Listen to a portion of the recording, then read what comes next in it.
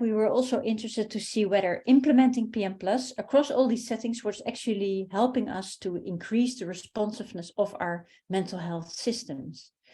And we're currently also looking at mediators and moderators, so predictors on the effects of PM+. So who actually benefits most from PM+, and who may potentially need more than PM+. So this is also a very important question. To give you a very, very quick overview about mental health problems, we also did some surveys among Syrian refugees, among which in Turkey. Also in the Netherlands, we did a random population survey, and we found that approximately 25 to 35% of the refugees in the Netherlands fulfilled the criteria for post-traumatic stress disorder, depression, or an anxiety disorder. And if you look at also at the general population, which is the upper part of this table, this is usually like 10 times higher, like 8 to 10 times higher than in the general population. So we can conclude that Syrian refugees have a much higher risk for mental health problems than the general population. And of course, this is for very obvious reasons, because refugees are usually often exposed to a lot of stressors, among which trauma in the country where they come from, or they are exposed to new traumatic events when they are having to take a very dangerous flight, often across the sea, for instance. Of course, there are many differences between Ukrainian refugees and Syrian refugees. It's a totally different war. But of course, also, we can expect that Ukrainians having to seek another country to stay actually also are at a higher risk for mental health problems, but also, of course, people internally exposed to war-related events in Ukraine. So another issue with refugees in general is that we also know, also from other studies, that usually refugees do not access mental health services in their new host countries really well. From Syrian refugees, we did a study in Turkey, and we found that among the Syrian refugees that were located in a neighborhood in Turkey where there were a lot of, or Istanbul, where there were a lot of Syrian refugees, only 10 to 12% of these refugees accessed mental health care, whereas they actually had symptoms as severe to be in need of mental health care. But there's a large mental health treatment gap.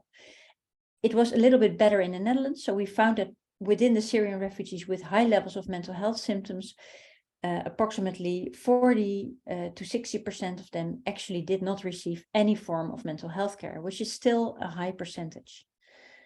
And there are many reasons for this, such as stigma, but also a lack of availability of people, of the opportunity to have mental health professionals talking the same language as refugees, and sometimes also the cost of mental health care in the host country. So we did a big study in the Netherlands on the Problem Management Plus, the intervention that you heard already a lot about, and we compared PM Plus to our regular care in the Netherlands for Syrian refugees who were located all across the Netherlands. And you see here on the picture the helpers that we trained, into PM Plus. They had very, very different backgrounds. Many of them actually had a university degree. So we had, for instance, an aviation technician, or people were pharmacists, or they were doctors, but also people who were, for instance, a housewife, or with already some experience in refugee centers or refugee camps, for instance, in Greece. And we we allocated people by chance to either receiving PM+, or they were allowed to use any care as usual that was available in the Netherlands. And you see here 3 different figures, and you see also that the dark blue line is a little bit lower than the light blue line in all the 3 figures, and this actually means that the PM+ group had lower levels of depression, anxiety, and also had better functioning than the care as usual group in our study in the Netherlands, which is very positive, of course. And we currently are writing up these results, and we have submitted them for publication, so we will soon be publishing them. We also did a big study in Jordan in a refugee camp, a big refugee camp where there's a lot of Syrian refugees.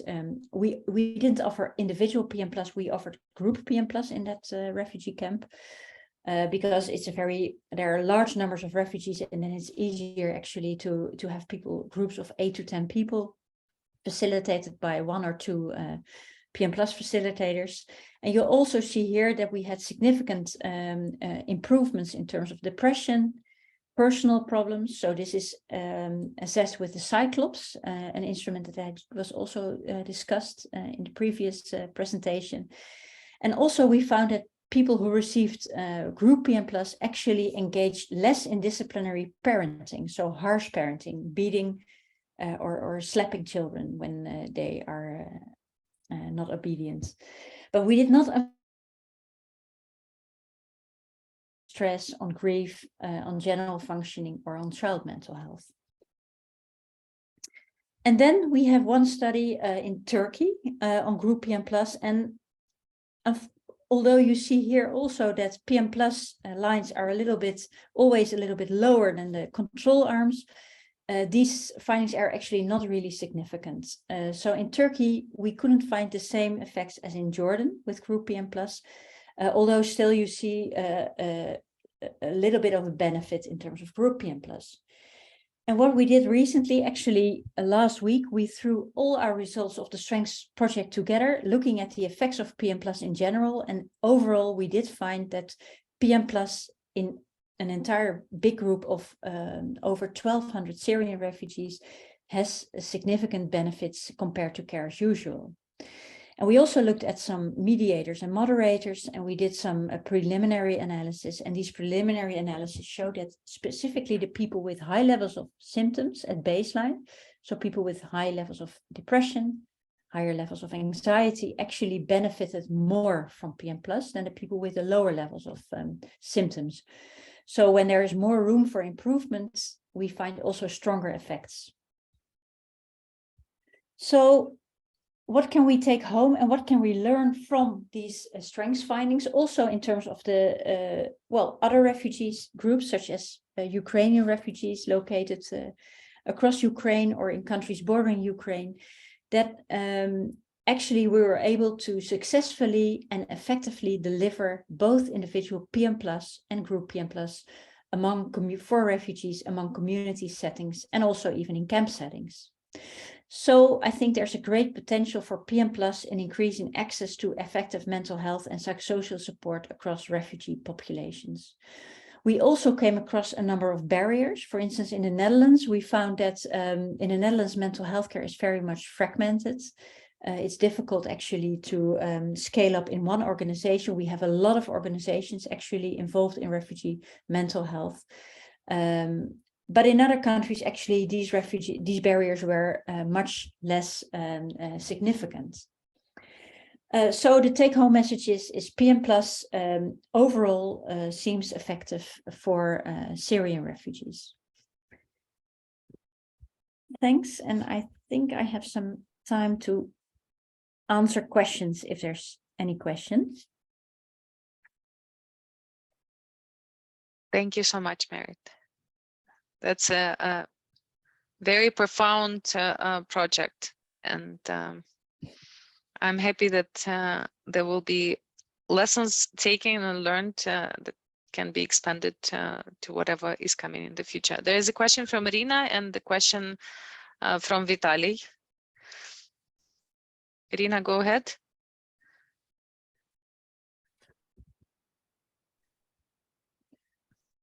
Дякую. Thank you. I cooperate a lot with the psychiatrists, with the medical doctors, and I've been working in this field for a long time. At the same time, I'm a clinical psychologist, and I work a lot with psychologists who don't have any medical background, and they deliver a lot of psychosocial support.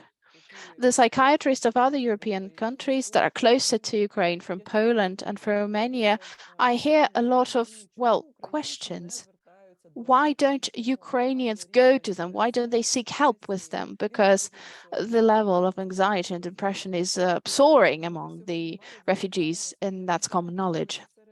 One of your slides said that this percentage, even among the Syrian refugees who don't seek help, was very high as well. So you've been working with this population for a long time, with the internally displaced person. You know very well how they think. So what reply would you give to a psychiatrist of a European countries? Why don't refugees seek psychiatrical support? Yes, so Irina, thanks a lot for the question. I had to listen to the interpreter, which is a new experience for me when listening to you. Yes, so I think there's many reasons why people aren't likely to seek support or seek for healthcare. Sometimes people feel very embarrassed. They feel they're weak. They don't want to look for mental health care. So it's stigma. Sometimes they, for them, going to a psychiatrist is maybe not what they want. They want to, it would actually be easier and there would be fewer barriers if they can go to, for instance, in primary healthcare. If you can embed mental health care into primary healthcare, I think that is also a very important part of the mental health gap action plan, actually, to improve access to mental health care. Yeah, so I think it's important to try to get these types of interventions as close as possible to people where in the community to actually remove as many barriers as you possibly can. Does this answer your question? Так, дякую дуже. Yes, thank you so much. That's exactly the same thing that I'm observing right now. You know, peer-to-peer support. If you're aided by a refugee who is same as me, but who has more adaptation skill, and it's easier for a Ukrainian as opposed to seeking a professional who speaks other language, who doesn't have that same experience, who doesn't know the context. Thank you so much. Yeah. So maybe I can just briefly add to this that in the Netherlands, we actually have a lot of Ukrainian psychologists that are located here currently due to the war. And actually, I think they are also a very nice group to offer an intervention like PM+, because they cannot sometimes work here within the regular mental health care, but they can offer brief interventions such as PM+. So I think Jarek will talk about this later when talking about a project in the Netherlands. Thank you so much. Let's take Vitaly also. I think Vitaly is also without electricity. No, I'm just walking on the dark streets, combining my mental health support with physical in education. Self-care is important. Self-care, yes. Yeah, so Mahit, I have a question about this group PM+ and efficacy of this intervention. What are your hypotheses of what are the reasons that group PM+ intervention was not effective in some context? Yeah, it's a really difficult. Yeah, that's a very good question. It's also really difficult to answer because we also have 2 other trials on group PM+ that were actually very effective in Pakistan. And yeah, exactly. So we already had found very positive effects of group PM+. I think that in the situation in Jordan, in the refugee camp, we also found an interaction effect with people who are having high levels of daily problems. So people who were very stressed, it was also in the midst of the COVID pandemic, they actually benefited less from PM+, from group PM+. And we also know that the group in Turkey, the Syrian refugees in Turkey have a very harsh life. So there was a lot of child labor. They were already in Turkey for a couple of years, not having a lot of money, difficult circumstances. So maybe it's also a matter of a lot of daily problems that interfere with the effects of PM+. Another explanation could be that individual PM+, in individual people have more room to discuss For instance, things that they're ashamed about, so things that they are embarrassed about, very painful details about potentially maybe also some traumatic events, which is more complicated in a group intervention to discuss.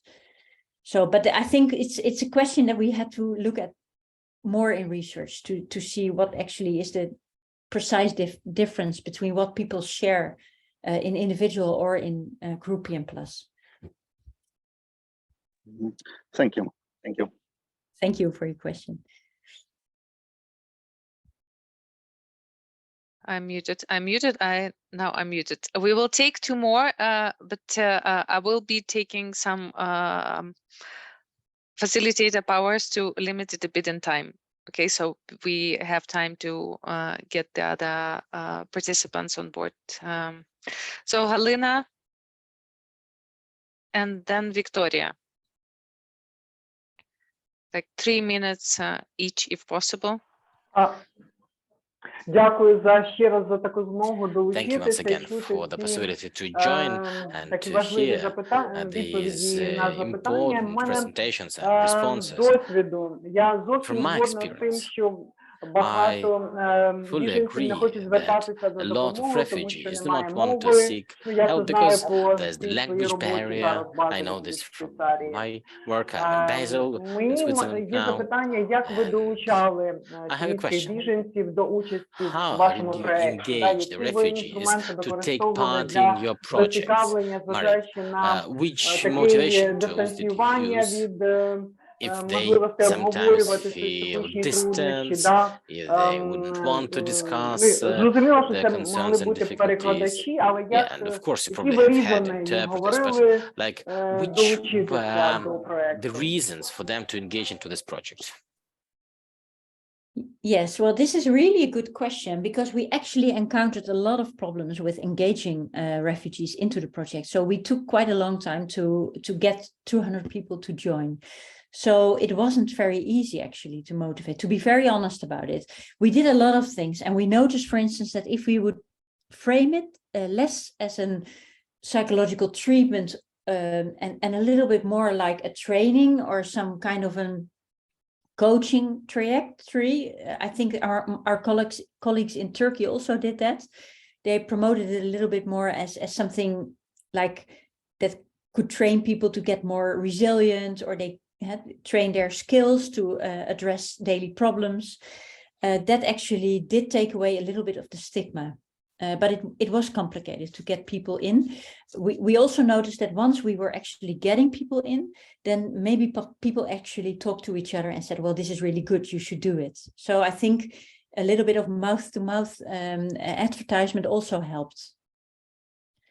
And that's also something we see now because we're also doing this project among Polish labor migrants at the moment. We have a lot of labor migrants from Poland in the Netherlands. They often have also sometimes distress because of complicated working conditions. And now we're actually getting a lot of them in our project, and they are also saying to each other, well, you should do it because it's good. So, yeah. Thank you so much. And I think we can discuss it a bit more with Yarik, how the engagement and linkage with the Ukrainian community who can potentially need help, but also how they are currently seeking help, because that's indeed an important issue, how to engage.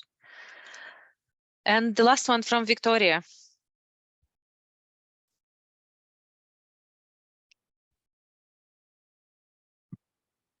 Victoria, unmute yourself, please.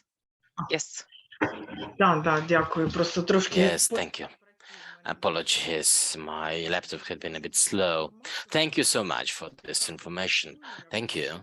It's been really interesting, and the studies were interesting because I was looking forward to see how this method is being implemented in different countries, and definitely Ukrainian people would have some other peculiarities. For example, in my experience, I can say, and it's just my personal impression, in the 3 months, I've seen that perhaps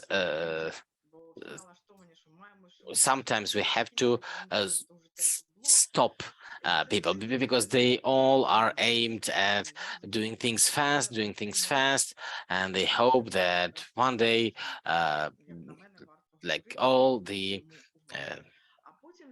fears would stop. But here we have to talk to them about stress management. We have to teach stress management as a priority. And then, of course, the word of mouth works. There's one group, and then the second group is coming in. And I see that people sometimes don't want to leave. They want to keep talking to me, even after group sessions. And there's also another question, like, what do we do with this if people feel that it's not enough, if they want to continue? And yeah, 5 weeks is quite a long time. So we are expanding the skills, the awareness, and also there is this thing that, well, for Ukrainians, well, we do, of course, have the freeze, fight, or flight responses, but we do not have the skill to ask for help. If you're asking for help, it means you're not strong. It means it's dangerous for you.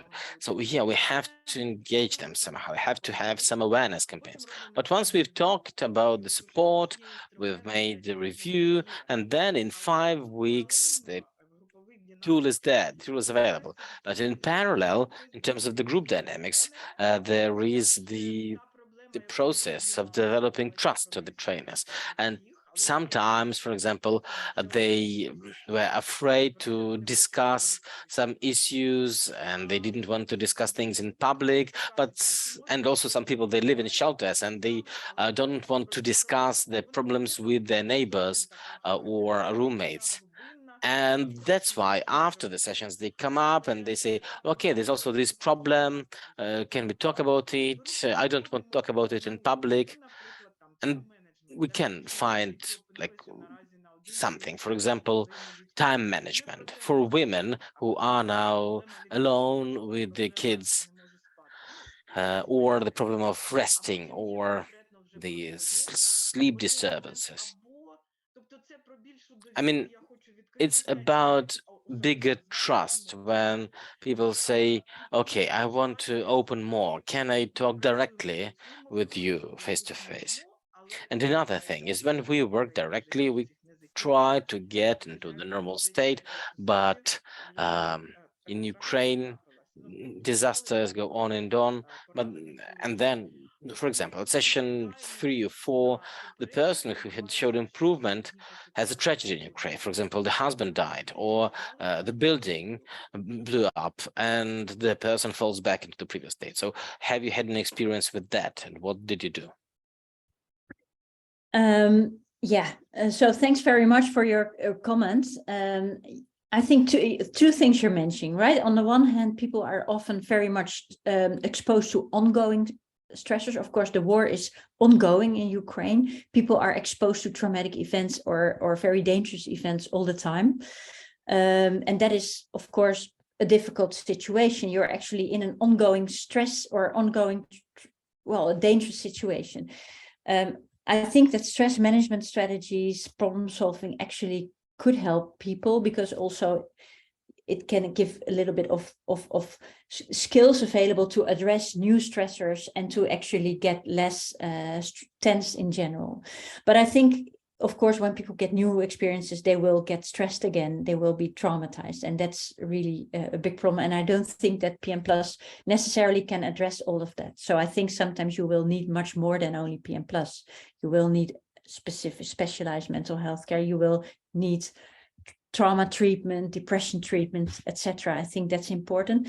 In terms of the group and confidentiality issues you also described, we did also do a little bit of qualitative research before we started in the Netherlands with PM Plus among Syrian refugees, and a lot of them actually really wanted an individual type of intervention, because in the Netherlands, Syrian refugees live only in smaller communities, and many of them know each other, and they don't really want to open up in a group. But of course, where there are many more people and it's possible to construct groups of people who do not know each other, it's much easier to do a group intervention. And I also think that Jarek has some really practical experiences with that he can probably share. Thank you, Victoria, for the questions and sharing your experience, and thank you, Marit, for addressing that. We are running a bit out of time, and I think there's so much interest and there's so much experience already that can be shared. But I want to mention that we would like to finish on time because one of the presenters has and facilitators has another event, and we want to be mindful of your time late in the evening as well.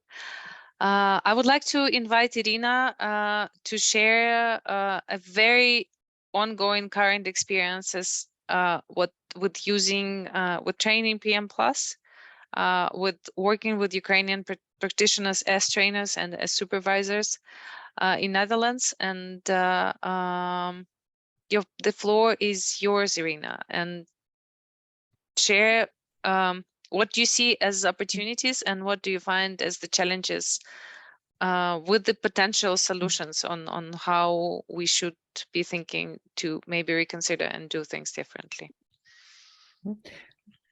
Дякую, Ганно. Дякую. Thank you. Thank you, Hannah. Thank you for giving the opportunity to speak. I've been analyzing the information we've had today at this webinar, and I just want to merge it with what I wanted to say. And I've heard this important question: how do we engage, for example, the Ukrainian IDPs or refugees to PM Plus as an intervention which had been developed by the World Health Organization? Through Marit, it was her initiative, her idea. We've created a group on social networks, a group of Ukrainian psychologists who were forced to move abroad to the Netherlands, and I also ended up here this March. So this group on Telegram has about 200 psychologists so far. And there are other groups in other countries, the groups of psychologists in Poland, in Romania, Slovakia, Germany, Switzerland. So we do it well when we don't have enough information. We come together into groups and we start exchanging the information. And we did exactly that. So when we had the opportunity to receive a training on problem management plus here in the Netherlands, I've contacted the network of psychologists, and we had some selection criteria. Firstly, the training was dedicated to selecting the trainers. This is the first thing we did. We wanted to select the trainers who later will teach the counselors. We wanted to have the training in English. That also had been an important criteria. And another factor is that we wanted to have people with the background in CBT, EMDR, and I mean, so that they would work in that angle. And the trainers would have experience teaching, communicating in their environments. And in this way, we managed to select, here you see, the trainers who had been trained this September. The training had been in English in our university where I work, and Marit and Els, who is also on the line with us, and she will tell about our plans. So we have trained the trainers on PM+. And Victoria, who has just asked her question, who shared her experience, she started the implementation of the group PM+ in one of the regions of the Netherlands, jointly with 2 other trainers. So currently, in our southern Holland, there are 3 PM+ counselors who give support to the groups, and it's great that it is an option which is quite available for the Ukrainians who live in the hotels, but only for them. And this was my experience to teach assistants, assistant counselors, people who do not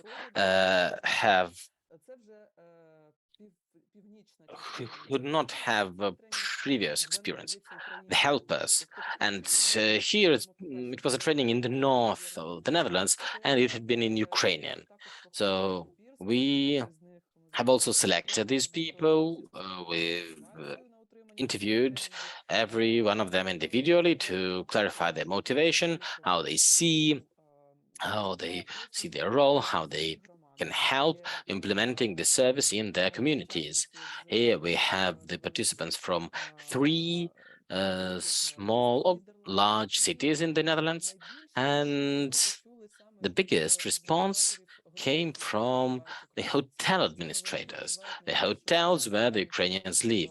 They feel the biggest need to firstly understand the situation, the condition of people, and people anyway contact them for the support. And also the employers see this as an opportunity if within their jobs, these people would provide this extra service. Also, we've seen people who had been integrated in the religious component. They've been living in a Protestant church, and the churches have been supporting refugees a lot, so they could also communicate with their community and offer help to them. And I really like the idea that it has to be positioned as resilience training or coaching, because then it does not put too much of a burden on these helpers, and they just feel more comfortable. They can be these coaches or trainers, and it would not be too much of a burden on them. They immediately feel that perhaps they don't immediately feel that people with the most severe problems would all come to them. We have this privilege of having the experience of Victoria and other trainers who had already been working for 3 months, and we understand more or less the problems we can face and how the service can be organized. And it's great that we have colleagues from the Netherlands who are helping to organize this service, because we've heard today that teaching people to provide this service is not enough. We need to have the bridges in between the Ukrainians and this service and these people, and there should be space and there should be some case management. So hopefully now we have the colleague from the Netherlands, from the organization, which is called Work for Ukraine. And Yarek, if you're on the line with us, if you could please share your idea, how you managed to do this, how you managed to organize this service in the Netherlands. Hi, yes, thank you, Irina. I will. And good evening to everyone. Thank you for allowing to share my experience. As said, indeed, I was in this project together with Victoria, who just asked her question already. And we've been doing this project since the summer, and Victoria will continue hopefully for at least another 6 months, I believe. As for me, we are wrapping up the beginning part of this project, and I've been asked to tell you a little bit about the experience, but also about the barriers that I still see for the implementation of PM Plus in the Netherlands, which I will do now. But before I do, let me quickly say something about Work for Ukraine. That's the organization we started this summer. We have one simple mission. We want to help highly skilled Ukrainian refugees here in the Netherlands to find work that fits their background and specialties and experience. And of course, one of the major things also here in the Netherlands, and been discussed throughout this webinar, is of course the help needed by professional psychologists, therapists, and other aid workers here in the Netherlands. We're trying to help with that. And this project offered us a solution. So what is it? In one region in the Netherlands, we found 80 municipalities willing to work with us on this. And why is it important we work with municipalities? It's because the system in the Netherlands, as Marat already said, is fragmented. It's decentralized. It means that for psychosocial help for refugees, our municipalities are in the lead.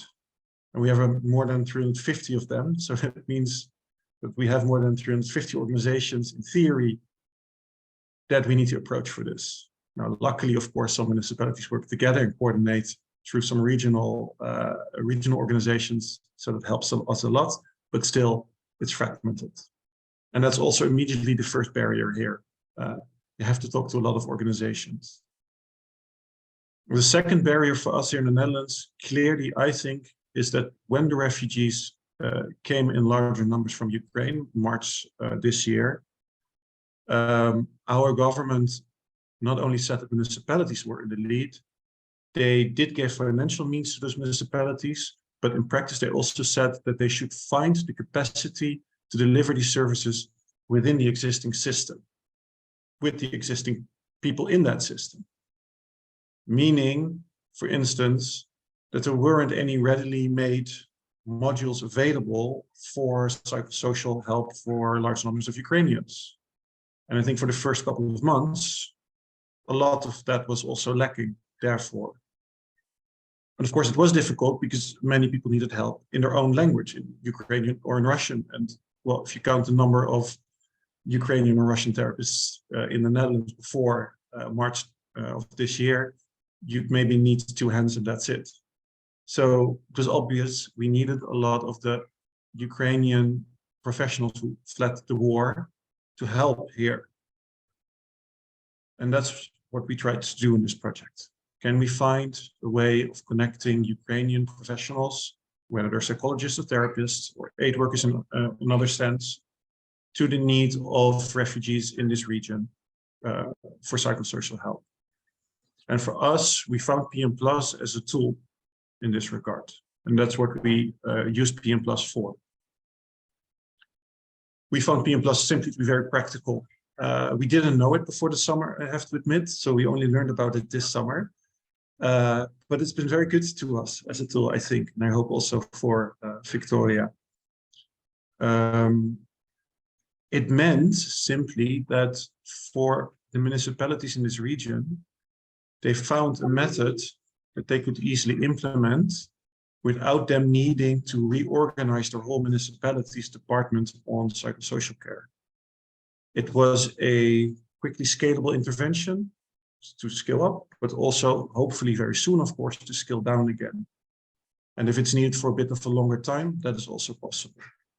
So the practical side is really, I think, what did it for us. Now, if you hear a bell, that's because my daughter is on her bike. And that's what you're hearing now.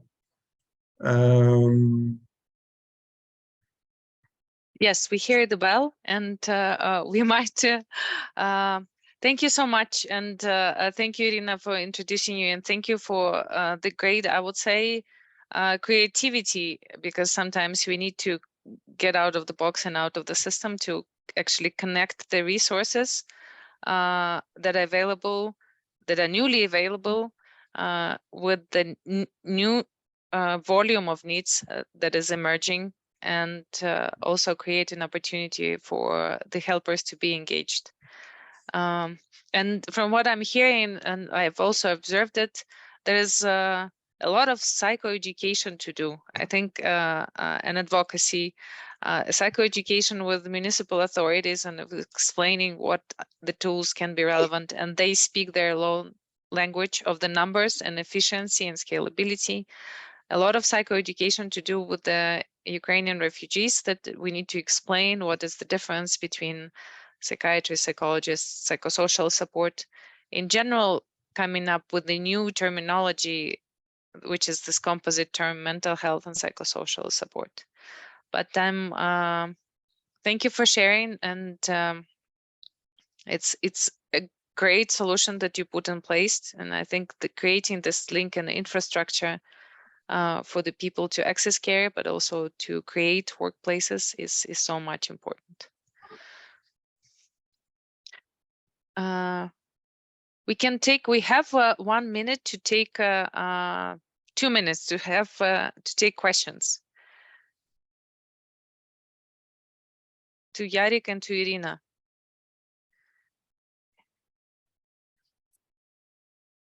Я хочу сказати, що це дійсно працює, бо сьогодні я It була really works.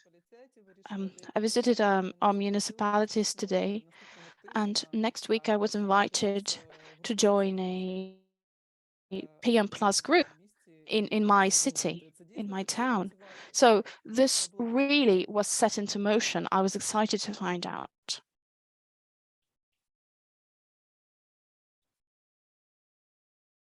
And to me, I think it speaks also of this whole notion of PM Plus being developed as a community-based intervention. How do you actually make it available through the trustful sources and how people are being referred to and where they're being referred to? And I think that's exactly the great example already made live. Marit? Yeah, so thanks a lot, Yarik, for this really interesting presentation. I was wondering, what do you see as your biggest learning point after so quick implementing and scaling up PM Plus? Because that's actually what we want, right? We want to be very nimble and really be able to quickly scale it up. But you actually did that, so I think that's a great job. But what do you think was the biggest problem you encountered, or what you see as the biggest challenge for PM Plus? Well, I think it's that you start with a question and you offer a solution to that question, which is that you want to offer psychosocial help to people, and you offer a solution by offering professionals, in this case, Victoria and her colleagues. And then you underestimate, I think, the amount of logistical and coordination work that comes with it. So if you start this as a, let's say, a project where you just hire and give your professionals, let's say, the addresses of the shelter where people live, and then tell them go there and do your work, it's not going to work. You need a lot of logistical care around it, coordination care around it. And I suspect that for the people talking in the first hour working in Ukraine with this, know this very well. So this is no news to them, but it's certainly news to the policymakers and the program managers here in the Netherlands. And that is, I think, underestimated a lot. Yeah, I understand. Thanks. Thank you so much. And we are now getting to the end of our joint meeting. And for now, the link in the chat box to WHO openly accessible intervention grew into a number of questions. And it's not only about the manual or the workbook, it's about thinking where and how to embed it as a service, where are the people and who are the people to train, and where are the people that PM Plus can be offered to in a way that it is accessible and received by them. So it actually is meaningful. So there's a lot of things to plan and prepare for before implementing PM Plus to make it viable and actually live as something that is helpful. I would like to invite now Els to join us, and Els van der Ven is the project lead of the new project that just started, that is about training and supervision and scaling up interventions in Europe as a part of the refugee response to Ukrainian war. And Els, can you join us and briefly mention what are the plans? And I know that they're big and ambitious. And yes, I think yeah, we have big and ambitious plans. So thank you for the introduction, Ganna and Irina, for both of you for organizing this in such a short term. I have a few slides, but I already want to say that I'm gonna keep it brief because it's late, and I know that we're running late. Can you see still my slides right now? Okay, great. In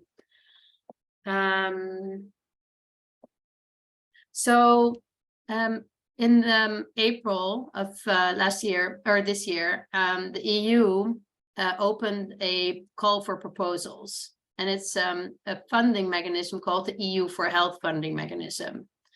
And the call for proposals was for mental health assistance for Ukrainian refugees. And the goals of the call were threefold. They wanted to support the exchange of best practices.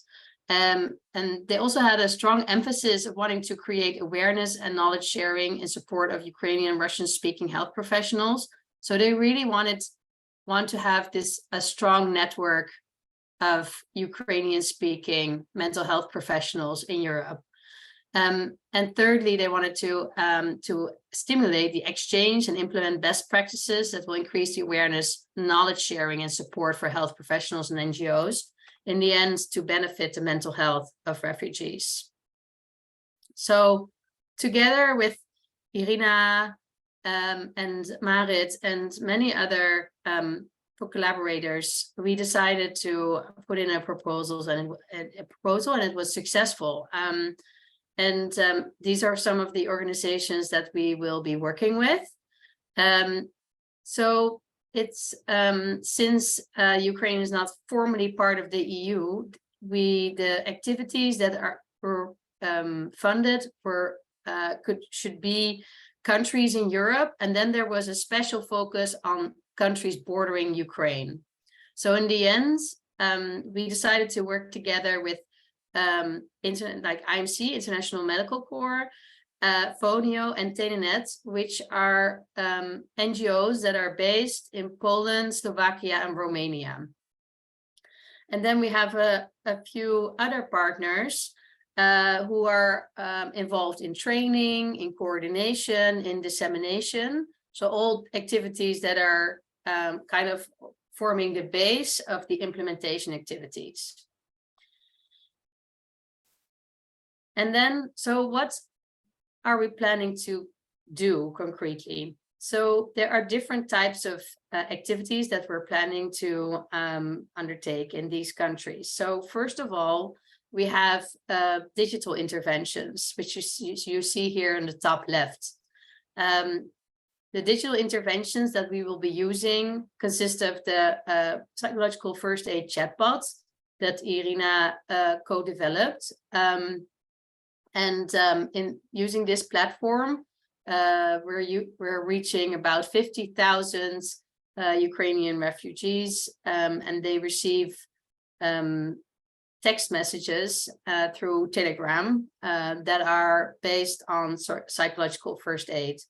Then we have the Doing What Matters in Times of Stress, a WHO app that for which the VU, so our university has been licensed to translate in Ukrainian, which has already happened. So this app is kind of ready to be used and implemented. So those are the digital interventions that we will be using. Then on the top right, you will see that we also have several face-to-face interventions that we will be implementing. These consist of WHO interventions, including Self-Help Plus, PM Plus, and a multi-family approach. Another important component of URISE, which is the name of our project, is to build the capacity for sustainable based and promising mental health interventions in these three countries. And the last component is that we will be trying to build a strong and elaborate network of European network of Ukrainian and Russian speaking mental health professionals. So how are these interventions linked to each other? You could see this as a kind of stratified model of care.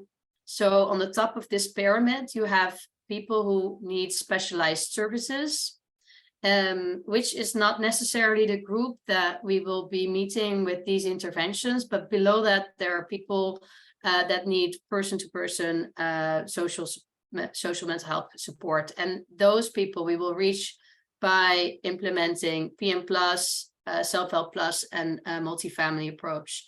And then we have community and family supports, which is further supported by the digital interventions. And then this is what our training pyramid looks like for PM+. So we will be providing PM+ master trainings to train. So these are TOTs. And then we will be training and providing supervision for the peer helpers. And the peer helpers, who will be based in Slovakia, Romania, and Poland, are the ones who will be implementing PM+. So this is a very brief overview of the project, how we plan to implement the UIs project. Well, thank you for your attention, and I'm happy to take any questions. And also, Irina has been a very strong force in this project. So I also want to invite Irina if she wants to elaborate on any of the content of the project. So thank you. Thank you so much, Els, for I think it has been so much awaited, and I think I've been working in Poland and coordinating the response there for the first 6 months. And my dream and my hope would be that if it would be someone, I NGOs bringing it early enough in the response. I understand that it takes time to go through the funding, but I saw a lot of need, especially with the large, massive displacement that was happening initially. So I'm happy that it's these plans are coming true and materializing. And I had one question. What is the timeline? What is the duration of the general duration of the project? And when do you plan to start the trainings? And yeah, so that's a really good question. And I probably should have mentioned this. It's a 2-year project, so that's fairly short.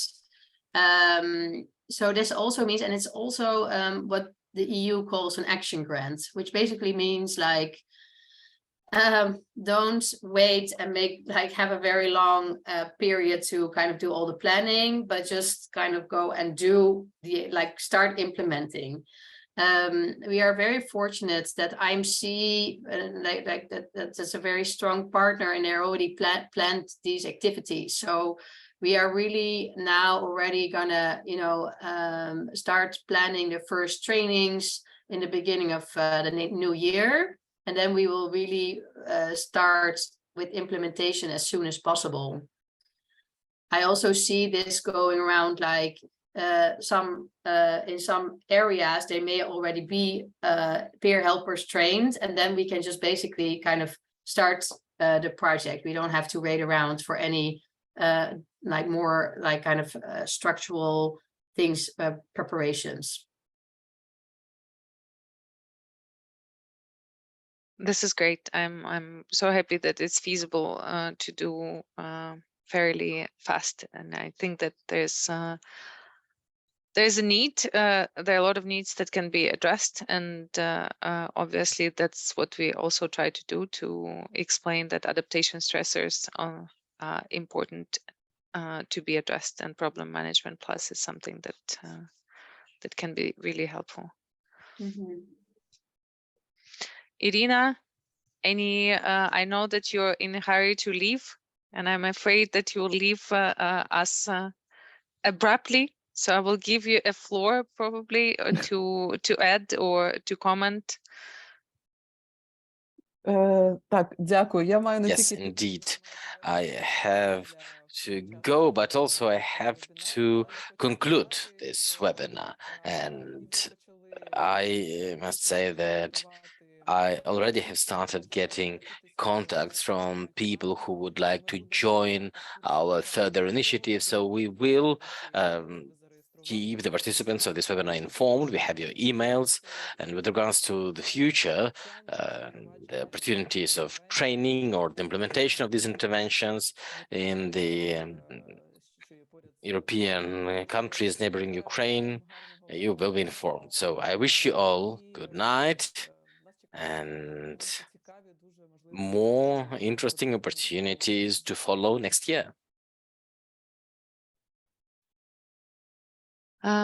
I would like on my behalf also to thank Strength Consortium and Strength Horizon and University of Amsterdam and Irina for inviting me to take part.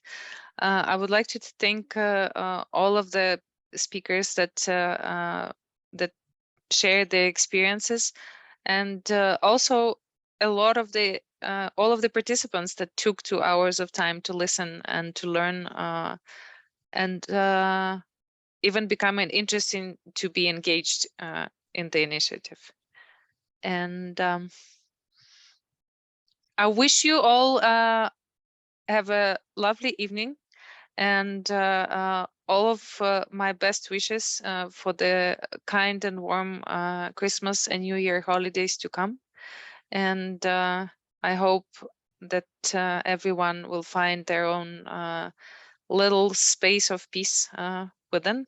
And there's a lot of work ahead of us for sure. So we will be staying connected in one community, and life proves that regardless of the place, we are staying connected, and the needs of the people and help to people, that is what keeps us connected. Thank you so much. We will, as promised, follow up with a mail out of the brief key messages and collect all of your contacts for further updates about the upcoming trainings in the new year.